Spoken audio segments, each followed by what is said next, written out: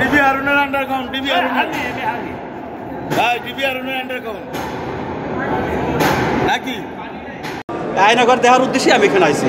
তাই সাথে দেখলাম সত্যতা, মানে বাস্তবিক সত্যতা। তারপরে যে আয়নাঘরের তো এর মধ্যে সিঁড়ি নাই, কোনো আপনি যারা গাড়ির উপর যারা পার্কিং থাকে তার একটা থাকে, তার কিন্তু কোনো কিছুই দেখা নাই।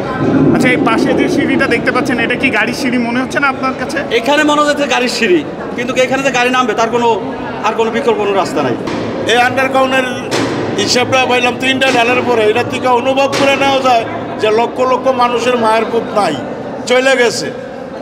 এদের জন্য কি কোনো মনে করেন বিচার নাই বাংলাদেশে? অবশ্যই তো বিচার আছে।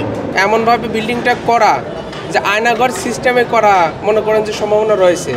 আপনি দেখছেন যে এটা আমরা রয়েছি হলো প্রায় নিচে আরও 2-3 তলা রয়েছে, কিন্তু পার্কিংয়ের ওই রকম কোনো 4 তলা 5 তলা কোনো পার্কিং হবে না, কিন্তু নিচে পানি, তারপর আরও গভীর।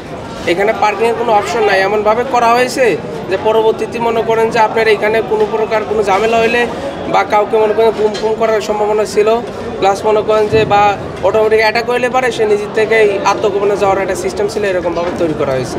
পানি তো সবই পানি আছে, কিন্তু এদিকে কিছু দেখা যাচ্ছে না, কিন্তু ওইদিকে দেখা যাবে গেলে। আচ্ছা, এখানে কেন আসছেন? এখানে একটু দেখতে আসছি। কি দেখতে আসছেন এখানে? কি ভাঙচুর করতেছে, কোনো সময় তো ঢুকেই নাই। না ভাঙছো না। এই যে নিচে যে বেসমেন্টে আসছেন, এই বেসমেন্টে কেন আসলেন? এটা দেখতে পাইছি কিরকম হয়, এটার জন্য আমরা আসছি, আর কোনো উদ্দেশ্য আসিনি।